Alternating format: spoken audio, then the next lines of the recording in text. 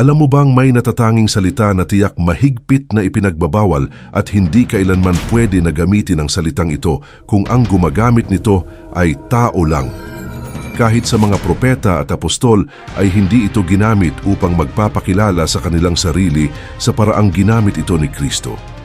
Kahit ubusin pa natin ang mga talata sa loob ng Biblia, wala tayong mababasa na pinaghihintulutan sila ng Diyos na gumamit ng uri ng salitang ito maliban sa Diyos lamang. Nagtatanong ka ba kung bakit? Dahil ang salitang ito ay banal. Ito ay pag-aari ng Diyos lamang. Nakakarinig ka ba kung ano ang kadalasang ginamit ni Jesus na salita sa tuwing nagpapakilala siya sa kanyang sarili? Kwento at babala!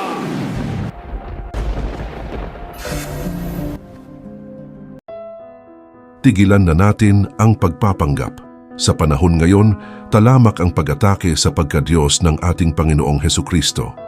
Hindi ito bago. Mula pa noon, marami ng grupong pilit na binababa ang ating manunubos. Kabilang sa mga grupong ito ay ang mga Iglesia ni Kristo.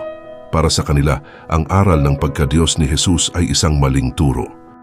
Ang atake nila ay simple lang, ang pilit na pabagsakin ng paniniwala na si Kristo ay Diyos.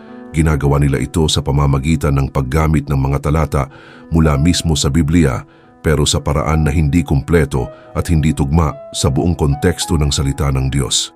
Pero ang totoo, hindi natin kailangan ipagtanggol si Jesus dahil siya mismo nagpatunay at inamin niya na siya ay Diyos.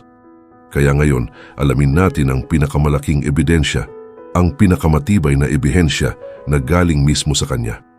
Kung paano inamin ni Kristo ang totoo na siya ay Diyos. Ang pag-anim na ito ay hindi tungkol sa direktang pagsasabi sa salitang, "Ako ay tunay na Diyos," kundi upang hindi mabibigla at nagkakagulo ang mga Hudyo noon, gumamit si Kristo ng isang salitang napakabanal upang ipapakilala sa sanlibutan na siya ay tunay na kapantay ng Ama na Diyos. Narito ang salitang ginamit niya kung paano niya ilalarawan ang kanyang tunay na pagka-Diyos. Kadalasan, ang salita na ito ang kanyang ginamit kapag kaharap na niya ang mga parisyo. Ngunit nagiging mahirap para sa kanila itong maunawaan dahil sa paghuhusga nila sa kalagayan ni Kristo. Pero makikita natin na hindi nawala ng gana ang Panginoong Hesus na gamitin ang salita na ito dahil alam niya na siya ay hindi pinagbabawalan ng Ama na Diyos. Ang salitang ito ay walang iba kundi ang salitang ako. Ang salitang ako ay madalas na ginamit ni Kristo sa kanyang ministeryo, ngunit wala tayong mababasa na pinapagalitan siya ng Diyos na Ama. Kaya kung mayroong mang tao, propeta o messenger na magsasabing, "Ako ang daan, ako ang buhay, ako ang Alpha at Omega," dapat sa kanya ay kamatayan agad dahil nilapastangan niya ang pangalan ng Diyos. Noong panahon ni Moises, tinanong niya ang Diyos, "Panginoon, ano po ang sasabihin ko kung tanungin nila kung sino po kayo?" At alam niyo ba ang sagot ng Diyos? Kung anong salita ang ginamit niya upang ipapakilala ang kanyang sarili. Sinabi niya, "Ako siya na ako siya," o "I am who I am." Ibig sabihin ang salitang ako ay ang banal na pangalan. Ito ay nagpapahiwatig na siya ay walang simula, walang wakas, at siya ang nananatili. Kaya kapag may nagsabi ng ako sa ganitong pamamaraan, ibig sabihin ay Diyos siya. Pero bakit si Jesus ay ginamit ito ng paulit-ulit at hindi siya pinarusahan? Hindi ba tao lang siya ayon sa mga hindi naniniwala na siya ay Diyos? Sa salitang ito, pinapatunayan ni Jesus na hindi labag sa Ama na gamitin niya ang banal na salitang ako. Malinaw na ang salitang ako, ang pinakamalakas na ebidensya na si Kristo ay kapantay ng Ama. Sinasabi nila na tao lang daw siya. Sabi nila, hindi daw siya Diyos, pero bakit paulit-ulit niyang ginamit ang salitang ako, na sana Diyos lamang ang may karapatan na gumamit nito? Bakit niya inangkin ang pangalan na para lang sa Diyos Ama? Ang salitang ako ay hindi simpleng salita lang. Ito ay kapangyarihan na hindi maaring ibigay sa tao lamang o isang propeta at apostol. Kaya niya ginamit ang salitang ako dahil hindi tutol ang Ama sa pag-angkin niyang ito na mababasa sa aklat ng Hebreo. Ang sinabi ng Ama sa kanyang anak na ikaw ay may trono bilang tunay na Diyos. Katulad niya, Ibig sabihin, pareho silang dapat parangalan. Kaya, kung hindi mo parangalan si Jesus, parang hindi mo rin parangalan ang Ama. At ayon kay Kristo sa Ebanghelyo ni Apostol Juan, ang uri ng pagpaparangal para sa Ama ay ganun din para sa anak na si Jesus. Dito sinabi ni Kristo, ang lahat ng sa akin ay sa iyo, at ang lahat ng sa iyo ay sa akin. At naluluwalhati ako sa pamamagitan nila. Sa pamamagitan ng talata na ito, tao pa rin na si Jesus sa paningin mo. May tao bang inaangkin ang lahat ng mayroon ang Diyos? Paano ba tinawag ang isang tunay na Diyos? Bilang Diyos, mayroon siyang tatlong katangian na walang sinumang tao ang may kaya. Omnipotent, ako ang makapangyarihan sa lahat. Omniscient, ako ang nakakaalam ng lahat. Omnipresent, ako ang nasa lahat ng lugar. At ang mga ito mismo ang inangkin ni Jesus. Ito ang matindi. Ang lahat ng kapangyarihan ng Ama ang nasa Kanya din. Tingnan natin ang Ebanghelyo ni Apostol Mateo. Lumapit si Jesus at kinausap sila. Sinabi niya, ibinigay na sa akin ang lahat ng kapangyarihan sa langit at sa lupa. Nagtatanong ka ba? Anong nakita mo sa talatang ito? Dito pinatunayan na walang natira dahil lahat ng kapangyarihan ay nasa Kanya na. Ibig sabihin, wala nang mas higit pa sa Kanya. Katulad niya ang Ama. Ang tanong, kung nandyan na kay Kristo lahat ng kapangyarihan tulad ng Ama, tawagin mo pa ba siyang propeta? Tawagin mo pa ba siyang tao lang? Nakakarinig ka na ba na may tao o propeta na mayroong kapangyarihan na tulad sa Ama na Diyos?